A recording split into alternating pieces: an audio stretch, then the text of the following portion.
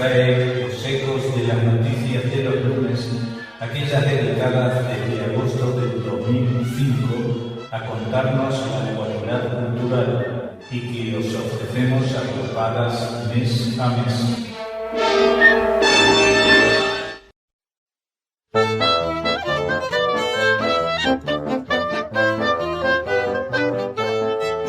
Señoras, señores, bienvenidos a las noticias de los lunes.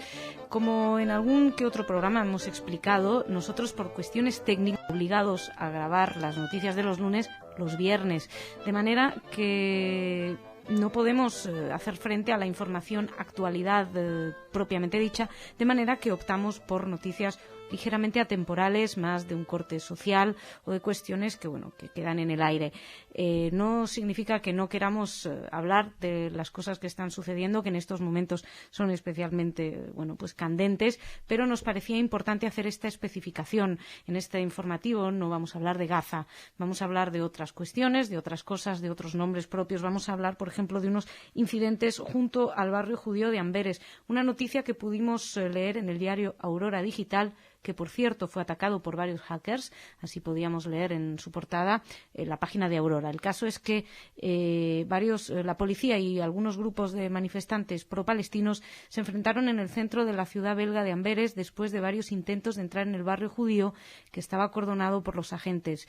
13 personas fueron detenidas, 2 policías resultaron heridos en los enfrentamientos. Así informaron las autoridades al diario Aurora. La manifestación fue convocada por la Liga Árabe Europea en un barrio de alta concentración de población musulmana para protestar por los bombardeos en la Franja de Gaza contra objetivos de Hamás. Transcurrió sin incidentes, con unos 200 asistentes.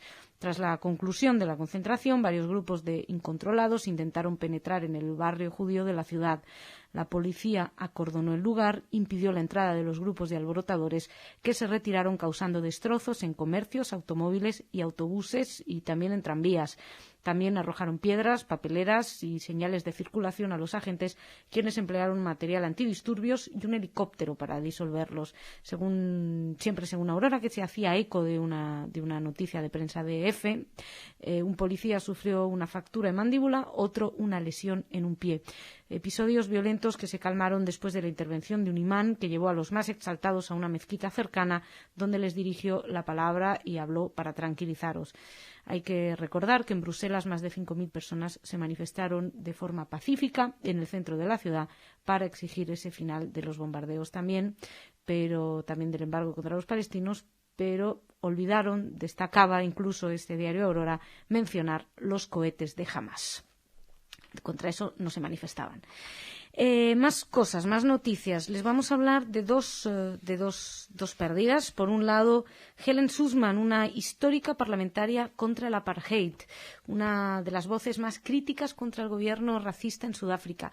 Así, el artículo salía un obituario, les he traído para darles esta noticia, el obituario que salió publicado en el diario El País, firmado por Lali Cambra, que especificaba que esta histórica parlamentaria falleció de forma tranquila el jueves, a los 91 años de edad en su casa de Johannesburgo, después de que su estado de salud se hubiera empeorado en los últimos tiempos. Helen Suzman falleció después de haber pasado a la historia sudafricana por ser la única representante parlamentaria de la oposición al Partido Nacional del Apartheid entre el 61 y el 74, una de las voces más críticas a nivel internacional del gobierno racista en Sudáfrica, y en gran medida se destacó por su trabajo en pro de los presos políticos en el país. Nelson Mandela, entre otros, que recordaba siempre las visitas que ella le hizo a la cárcel. El trabajo incansable de la política, que nació en 1917 cerca de Johannesburgo, en el seno de una familia de lituanos judíos inmigrados al país, la llevó a ser nominada en 2 ocasiones para recibir el Premio Nobel de la Paz. Recibió doctorados honoris causa en universidades como Oxford, Cambridge, Columbia o Harvard, y en el 78 recibió el galardón de los derechos humanos de las Naciones Unidas. Suzman estudió económicas y criaba además a la vez a sus dos hijas en el 53, que esto ahora lo vemos muy normal, lo de estudiar y criar hijos, pero vayamos a esos años 50, principios de los 50, pues no es tan normal, o finales de los 40. En el 53 inició su andadura política en el Partido Unido, que abandonó 6 años después por el giro conservador de la formación, demasiado complaciente a su juicio con las políticas raciales del partido en el gobierno. Sussman, entonces, como les contaba, fue quien entró a integrar el Partido Progresista, fue la única representante durante 13 años en el Parlamento y en esa época pues se gestó su conocida enemistad con el que luego sería presidente de la República, Botha, el gran cocodrilo, y al que Sussman definió como malcarado, irascible y abusón. Él, por su parte, la catalogó como una gata malvada. Pero bueno, esta gata, que escribió una autobiografía, Largo camino hacia la libertad, pues ahora falleció afortunadamente de modo tranquilo y dejó desde luego un recuerdo muy importante. Otro fallecimiento, también leíamos en el diario El País, Ted Lapidus, un diseñador de moda francés que murió el lunes de la semana pasada en un hospital de Cannes. Tenía 79 años, murió por leucemia. Y bueno, nació en París el 23 de junio del 28, era hijo de inmigrantes rusos que provenían de la diáspora de ese momento. Su padre era un sastre, Ernst, que lo llamó Ernst, que era el verdadero nombre, y que estudió medicina, pero luego le surgieron inquietudes artísticas, siguió el oficio de su progenitor y reconocía que había influido para siempre en sus patrones geometristas. También les digo que este obituario lo saco del diario El País. Y como estábamos hablando de moda, vamos a terminar con moda. Una noticia que pudimos leer en varios lugares, lo que pasa es que la saco de RPP Noticias. Una hispana decidió que a pesar de la crisis económica es el momento de aprovechar una oportunidad brindada por Dios, así lo dijo, para sacar al mercado una línea de ropa especialmente diseñada para los latinos de todo el mundo que profesen el judaísmo. La marca se llama Jutina para mujeres y Jutino para los hombres, o sea, Jewtino para hombres y A para mujeres. Adriana López es la creadora de esta idea y trabaja junto a su hija para ofrecer a los judíos de Latinoamérica prendas de vestir, accesorios que los distingan como miembros de estas comunidades. Según ella decía, la agencia EFE está muy orgullosa de ser judía, muy orgullosa de ser latina y nunca encontró ningún lado que le permitiera expresar ambos sentimientos. Nació en Los Ángeles, entre su matrimonio, un colombiano y una mexicana judía, y pues dijo que necesitaba, que había sentido la necesidad de crear algo que pudiera distinguir a gente como ella, agrupar estas dos minorías en una. La verdad es que ella ha creado una tercera minoría. Ella declaraba que siempre bromeaba diciéndole a la gente que es Jutina, ¿no? Ju, latina, o sea, de ahí viene el nombre. Y un día su esposo le dijo que registrar esa marca. Lo hizo y tiene 35 años esta mujer, y en el 2007 inició el proceso legal. Poco a poco invirtió sus ahorros y poco a poco le ha ido dando forma a esta empresa que desde noviembre del 2008 está proveyendo de tiendas a todas partes del mundo. Según explicaba en declaraciones, la forma de operar es a través del portal electrónico www.jutina.com, o sea, Jewtina.com, por si están ustedes interesados, y en algunas boutiques en California, Nueva York y Florida. La meta es seguir creciendo y siguen trabajando en eso. Invirtió muchos meses investigando en el mercado de judíos y latinos, encontró un gran potencial de desarrollo para el negocio en Estados Unidos, en Argentina, en Brasil, en Chile y en Venezuela, entre otros. Y no especifican si en España también, porque el caso es que la crisis económica no ha sido un obstáculo, porque dice que desde los 17 años ella siempre ha estado en crisis porque ha estado trabajando, haciéndose su sueldo por comisión, así que siempre está pensando qué más puedo hacer, con lo cual para ella la crisis no ha sido una novedad. ¿Y qué se puede ver? Símbolos como la estrella de David, banderas de diferentes países latinoamericanos, frases que identifican a los judíos. Todas estas son parte de la gama de opciones y de los diseños que ofrece esta marca Jutina en su línea de ropa. Y también hay parece ser, para judíos conversos, una frase que ha gustado mucho que dice: latina por nacimiento, judía por elección. Parece ser que esto lo hicieron a petición de algunos matrimonios en el que alguno de los dos era judío. En fin, que si están ustedes interesados, latinos judíos, en moda, Jutina si son señoras, Jutino si son señores. En fin, señoras, señores, muchísimas gracias por su atención, por estar aquí en este informativo un poquito más intrascendente que los del resto de la semana. pero que caramba, que lo hacemos con el mismo cariño. Y nada, sigan aquí en Radio Sefarat, ya saben, a partir de mañana pueden seguir informándose cuestiones más candentes. Gracias.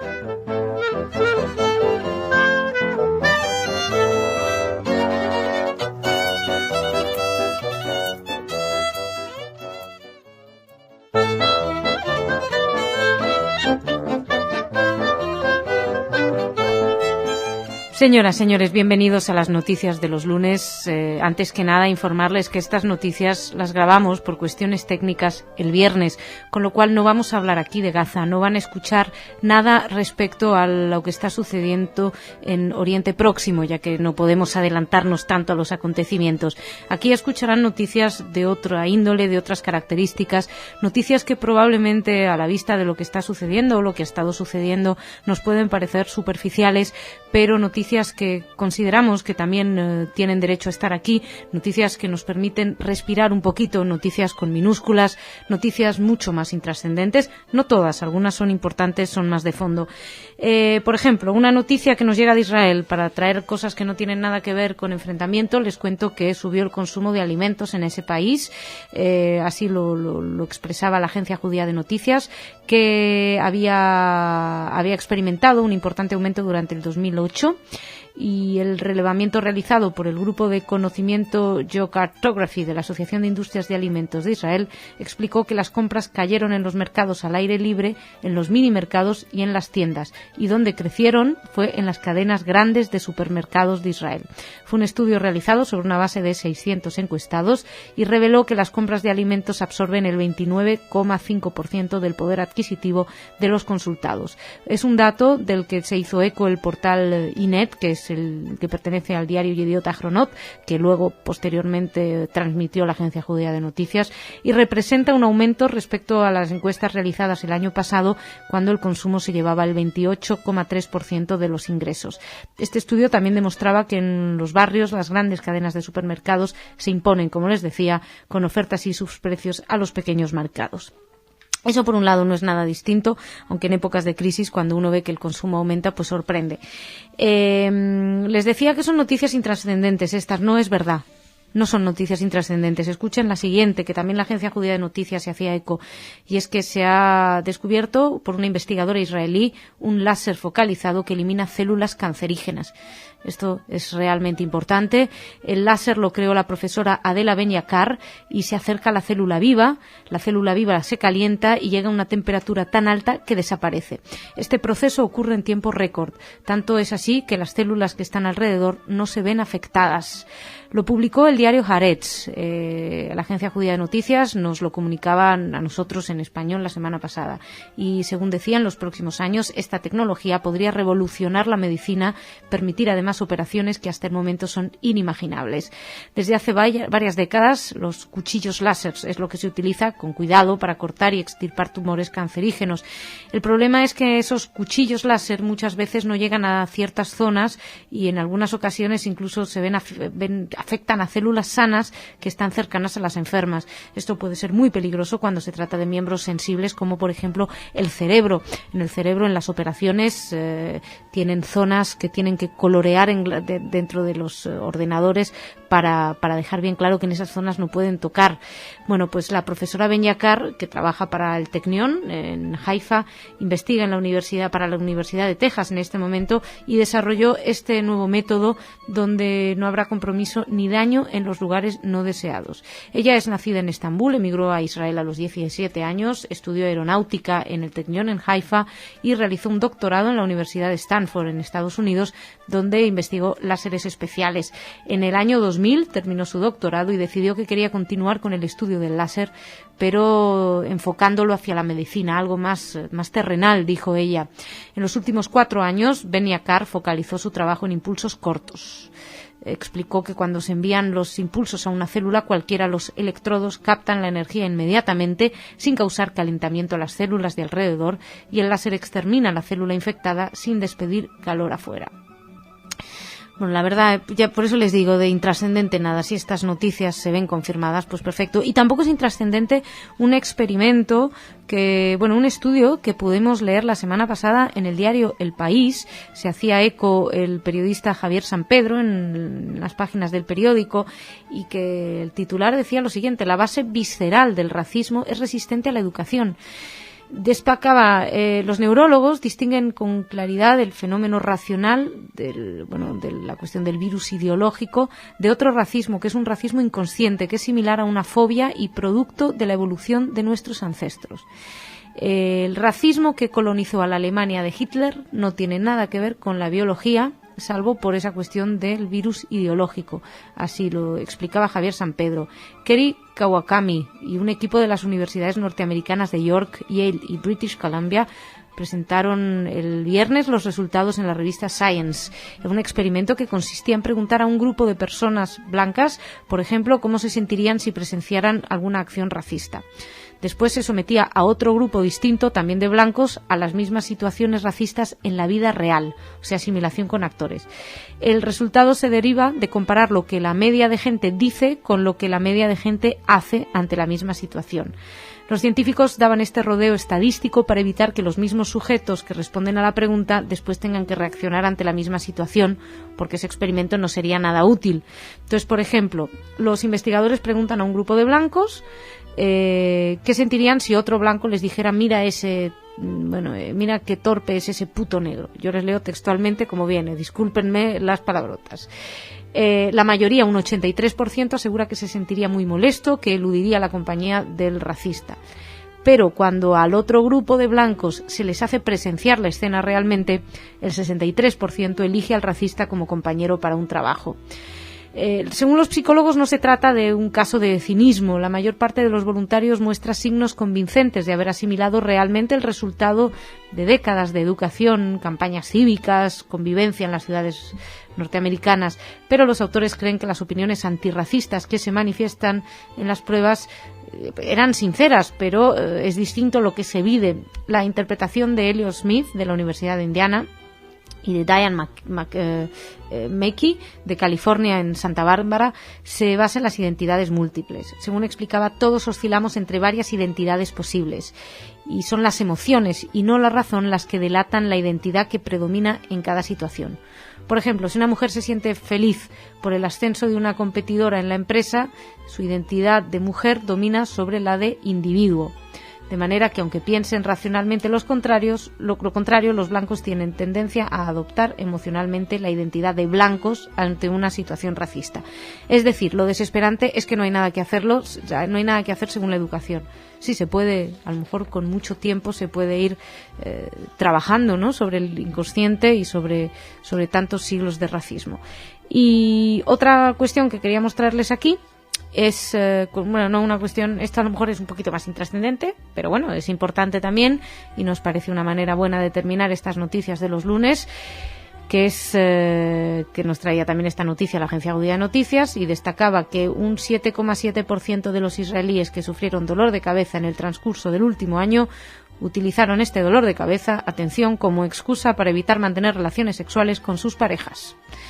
Según el estudio realizado por la compañía Neopharm a través del Instituto Branderman, publicada por el portal de noticias Ynet, el fenómeno se da más frecuentemente entre las mujeres. Un 9,7% de las mujeres adujo que no quería mantener relaciones con su marido o con su novio precisamente por el motivo mencionado, frente a un 5,7% de los hombres. Este dato y otro presentado por el Instituto Branderman da cuenta de que un 15,5% no hizo deporte por el dolor de cabeza durante el 2008. Un 14,2% de cabeza no salió a divertirse o dejó de ir a eventos por ese tema. Un 10% no fueron a trabajar por padecer migraña. El estudio muestra una situación preocupante respecto al dolor de cabeza que sufren los israelíes. Un 30,6% señaló que sufrió durante el último año el dolor de cabeza, y también entre las mujeres fue más frecuente, 32,5% frente a un 28,5% entre los hombres. Con lo cual hace falta una aspirina o una pastilla para el dolor de cabeza ya. Señoras y señores, terminamos aquí las noticias de los lunes. Les recuerdo, como les decía al principio, estamos grabando un viernes, por eso no nos hacemos eco de la situación en Oriente Próximo. pero seguiremos a lo largo del martes, el miércoles, el jueves. Ya saben que estamos muy pendientes y seguiremos trayéndoles entrevistas. No estamos mirando para otro lado, son simplemente las cuestiones técnicas que no nos permiten estar al día a día. Muchísimas gracias por su atención y hasta otro programa.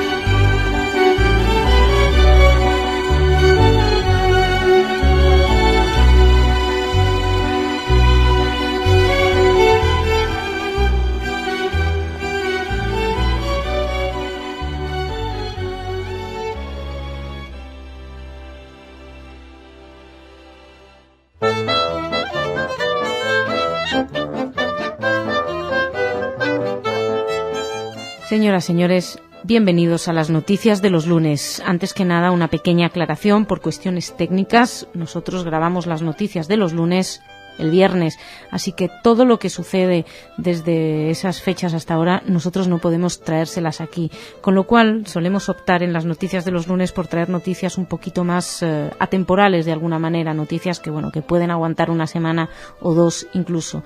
Solemos decir que son noticias con M minúscula, con N minúscula, o noticias en minúscula, porque son aquellas que no salen en las primeras planas de los periódicos, no son la rabiosa actualidad como la llaman, pero bueno, al fin y al cabo creemos que también pueden tener y deben tener aquí su pequeño espacio.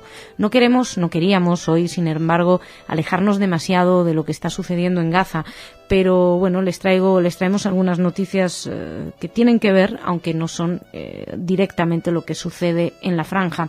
Les puedo contar que, por ejemplo, en Madrid, varios inquilinos del edificio donde se ubica la embajada israelí están hartos de recibir pedradas y han colocado una pancarta de protesta. Así, de esta noticia se hacía eco la agencia Europa Press la semana pasada y explicaba que pusieron pancartas el viernes en los ventanales desvinculándose de la alegación, y todo esto, pues eso, después de que el el domingo se celebró una manifestación contra la actuación de las tropas israelíes en Gaza, pues les tiraron piedras, rompieron cristales, así que bueno, no fue este domingo sino el domingo anterior. Varios trabajadores que fueron consultados por Europa Press explicaron que el bloque recibió una lluvia de pedradas que afectó especialmente las cristaleras de las primeras plantas del edificio. Los manifestantes tiraron de todo, dijeron, y al parecer, pues los objetos impactaron contra sus empresas.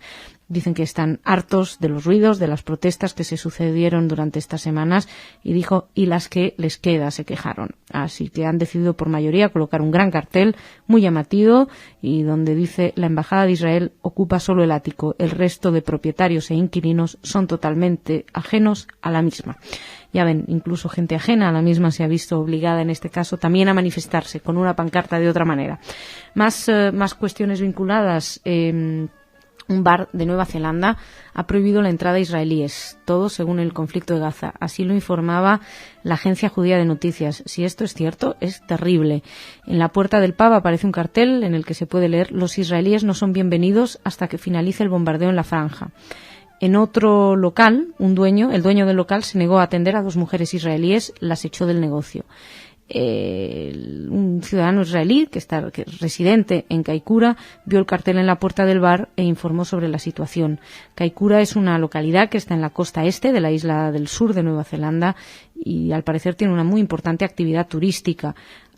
Según comentó el ciudadano israelí, que pidió permanecer en anonimato, el dueño del bar tiene una visión extrema y en el pasado trabajó como periodista fotográfico en Gaza, y dentro del pub hay incluso un cartel que colocó hace un tiempo en el que pone: liberen a Palestina.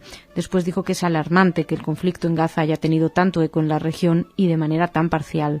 El diario The Southland Times informaba con respecto al tema de las 2 mujeres, de que las 2 mujeres israelíes fueron expulsadas del Café Mevlana precisamente por ser israelí. Según el artículo, el dueño del bar es un turco que le dijo a las mujeres que no atendería a nadie de Israel hasta que dejen de matar a bebés y mujeres inocentes en Gaza.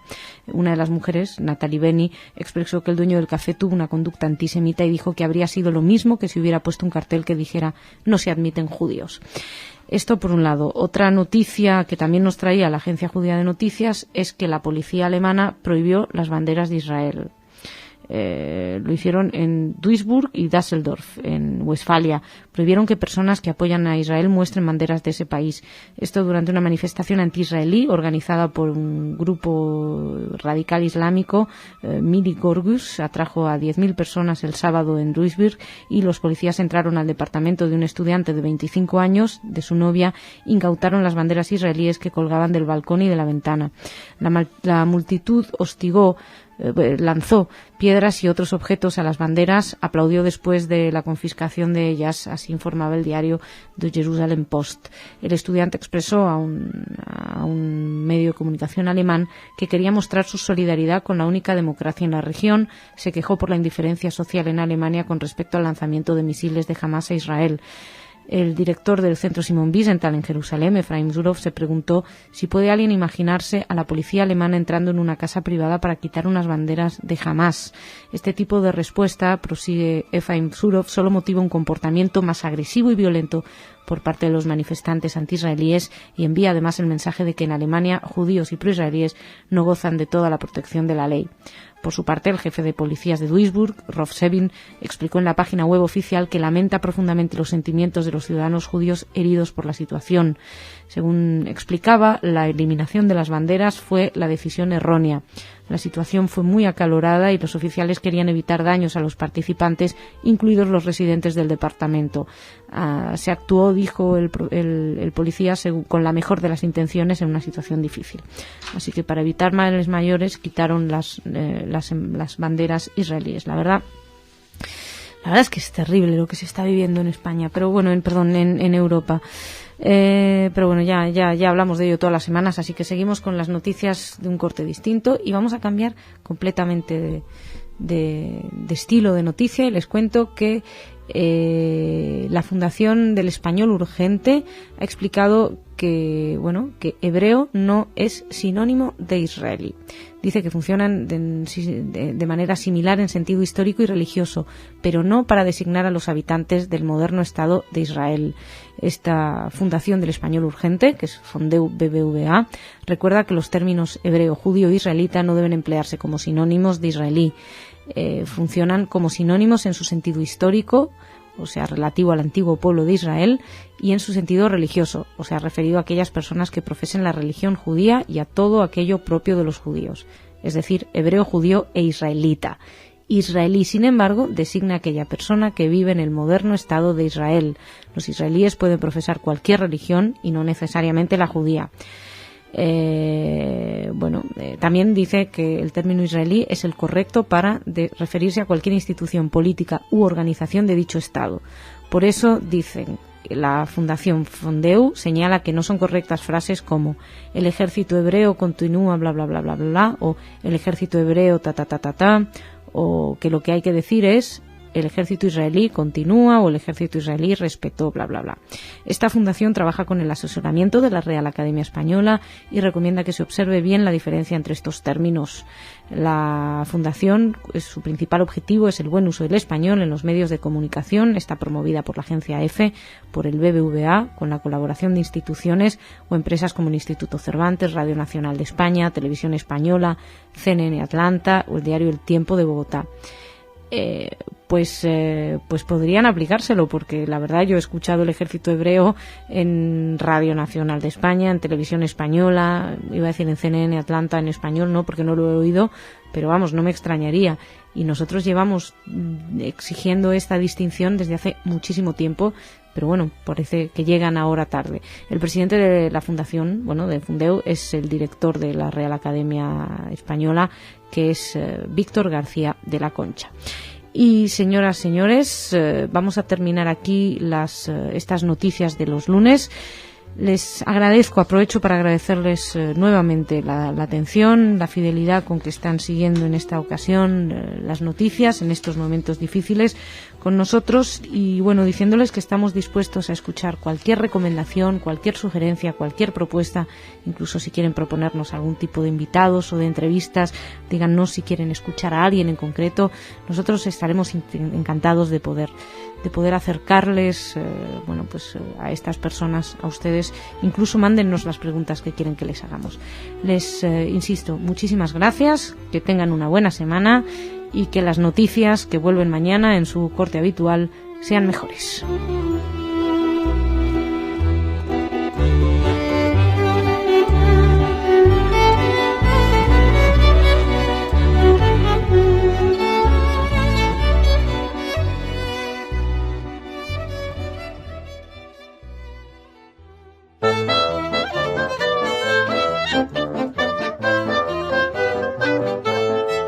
Señoras, señores, bienvenidos a las noticias más sui generis de Radio Sefarad. Son las noticias de los lunes. Unas noticias que, por motivos técnicos, no dependen de la actualidad más inmediata. Tenemos que hacer este informativo el viernes. Así que, por ello, si ha habido cuestiones de actualidad dignas de mención, no podremos hacerlo hasta mañana martes. No podrán hasta mañana martes volver a escuchar noticias más actuales. De todos modos, traemos aquí algunas que tienen, pues las solemos llamar noticias con minúsculas, las noticias que no aparecen en primera plana.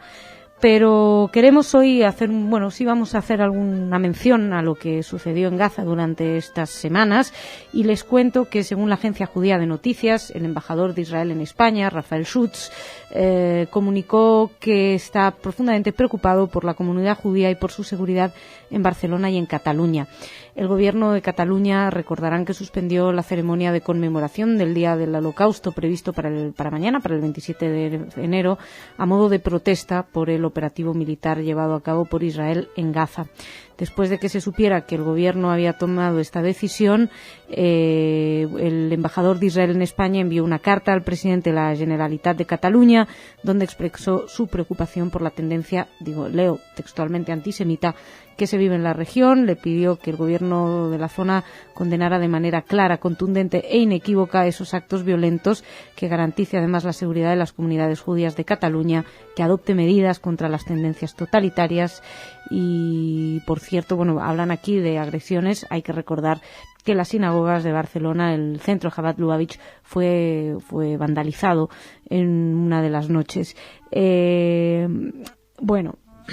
Después de esto, podemos contarles que el viernes leíamos que el Parlamento sí se sumará hoy, en principio, o así está previsto, a los actos de conmemoración del Día Internacional del Recuerdo de las Víctimas del Holocausto y la prevención contra los crímenes contra la humanidad, con un acto que estaría presidido en principio por el máximo representante de la Cámara, Ernest Bernach, y que contará con la presencia de la consejera de la Embajada de Israel, Einat Kranz. Durante el acto está previsto que se enciendan las 6 velas del recuerdo, 1 para los judíos exterminados por los nazis, 2 para los niños que perdieron la vida en las cámaras de gas, 3, la tercera vela por las víctimas catalanas y el resto de España asesinadas en los campos de concentración, 4 para los otros colectivos perseguidos por el nazismo, 5 para las personas que arriesgaron su vida para salvar a los perseguidos y 6 para los supervivientes de la Shoah. Según informó el Parlamento, asistirán al acto representantes de estos 6 colectivos. Se va a celebrar un minuto de silencio y un cuarteto de alumnos de la Escuela Superior de Música de Cataluña tenía previsto interpretar el Cant dels Ocells. Es un acto que se suma a los ya previstos para mañana, en un momento en el que, como saben, como comentábamos anteriormente, había varias polémica por las críticas del Joan Saurath Israel, la carta posterior. Así están por ahora las cosas, y les cuento además que varios líderes judíos, o sea, el Comité Judío Americano, la Liga Antidifamación, Bnai Brit Internacional, la Conferencia de Presidentes de las principales organizaciones judías estadounidenses y el Instituto Judío de Asuntos de Seguridad Nacional instaron al primer ministro turco, a Erdogan, a tratar de manera urgente los perturbadores hechos antisemitas que se han producido en Turquía tras la ofensiva militar. Estas 5 agrupaciones expresaron su profunda preocupación, y esta carta estaba dirigida a través de una carta dirigida a Erdogan, que incluye una lista de manifestaciones antisemitas que se han llevado a cabo en Turquía en las últimas semanas, incluida una campaña de pósters con propaganda antisemita en Estambul, una manifestación frente al consulado israelí en la que se expresaron, se cantaron varios dichos antisemitas pintadas en una sinagoga. Turquía adoptó una posición muy crítica hacia Israel durante el operativo militar y el propio Erdogan describió que las acciones de Israel provocaron una desgracia humanitaria y una mancha en las páginas de la historia. Erdogan señaló además en varias oportunidades que la crítica hacia Israel no debe derivar en incidentes antisemitas, que sí que calificó a estos también de crímenes de lesa humanidad. Más cosas les voy a contar, que cambiamos completamente de tercio, ya no vamos a hablar más de cuestiones políticas y vamos a derivar un poquito más hacia lo que suelen ser las noticias de los lunes, el día en el que hablamos un poco más, bueno, pues de anécdotas curiosas. En esta ocasión les vamos a hablar de anécdotas culturales, como por ejemplo que en el Festival de Cine Judío de Miami se presenta una selección de películas que viajan a lugares que a primera vista no tienen una gran relación con la presencia de comunidades fuertes judías. Es el caso, dice Sara Moreno en un artículo publicado en el Nuevo Herald, que es el caso, dice, de Chile o de Perú. Al parecer hay un documental, The Fire Within, Jews in the American Rainforest, un español, bueno, está en español con subtítulos en inglés, es de Lorri Salcedo Mitrani, que se proyectaba el domingo en Sunrise Cinema, y ahí se fue una fotógrafo y cineasta peruana a Amazonia para entrevistar a descendientes de un grupo de judíos sefardíes que salieron de Marruecos, siguiendo la ruta del caucho en Sudamérica, se establecieron en Iquitos a finales del siglo XIX. El documental se inicia frente al cementerio israelita de la ciudad y cuenta la historia, bueno, de Víctor Eldery, de su abuelo, un marinero que perdió el barco, llegó a Iquitos por accidente para encontrar ahí una comunidad judía que amasaba el capital en los comercios que proveía a la industria del caucho. Bueno, esta es una de las películas. Luego hay una película chilena que les decía que es El Brindis, To Life, así lo han titulado, es de Shaya Gosin y sigue los pasos de Emilia, que es una fotógrafo que viaja a la capital mexicana, viaja de la capital mexicana a Valparaíso para reencontrarse con su padre anciano, y que, bueno, se muestra, ella es contraria a reconciliarse con él. No es documental, esto es una película ficción, y es la historia entre el padre y el hijo, la relación también de ella con un rabino, que ha tenido bastantes buenas críticas. Todo esto en el Festival de Cine Judío de Miami se ha estado proyectando. Más cositas que les cuento brevemente, y es que hemos podido saber, gracias al periódico.com, que en Bruselas se abría el viernes una gran retrospectiva de Robert Capa, legendario fotógrafo de guerra, y se hacía hincapié en algunos aspectos menos conocidos de su obra, y destacaban entre ellos los reportajes sobre el nacimiento de Israel, además de las fotografías de la guerra chino-japonesa, la Unión Soviética y de Europa del Este, y es una exposición que estaría abierta en el Museo Judío de Bélgica hasta el 19 de abril. Capa nació en Budapest, era judío, realizó su primer reportaje en el 32 y logró fotografiar un mitin del líder León Trotsky en Copenhague, un mitin en el que no podían entrar los fotógrafos, pero él consiguió entrar y hacer las fotos. Y más cosas con las que terminamos es que se inauguró la semana pasada una exposición en España, en esta ocasión, que recorre el ciclo vital y festivo sefardí a través de su música. Está compuesta por paneles informativos, instrumentos musicales, prendas tradicionales. Así nos informaban desde el Diario de Navarra. Esto tenía lugar en Tudela, y el periodista que se hacía eco de la noticia era Diego Carasusán, que contaba que el objetivo de esta exposición es mostrar a través de la música tradicional los distintos ciclos de vida, festiv y las fiestas de los sefardíes descendientes de los judíos que vivieron en España hasta su expulsión en 1492, y que están ligados a la cultura hispánica mediante la lengua y la tradición. La muestra se compone de 13 paneles con textos, ilustraciones, letras de canciones relativas a las distintas fases de la vida de los judíos. Además, el último panel analiza las distintas referencias gastronómicas que aparecen en la música sefardí. El concierto inaugural tuvo lugar el viernes de la mano de Paco Díez, y bueno, después de presentarse los paneles, Díez tenía previsto ofrecer un concierto en el que tocar distintos instrumentos medievales típicos de los judíos sefardíes, que posteriormente van a quedar en la exposición para poder ser contemplados por todos los visitantes junto a las diversas prendas tradicionales. Y señoras, señores, con estas noticias, como ven, marcadamente culturales, terminamos hoy nuestro espacio informativo del lunes, nuestras noticias sui generis, nuestras noticias con minúsculas. Volvemos mañana con información ya así más ligada a la actualidad. Muchísimas gracias por su atención. Sigan con nosotros aquí en Radio Sefarad.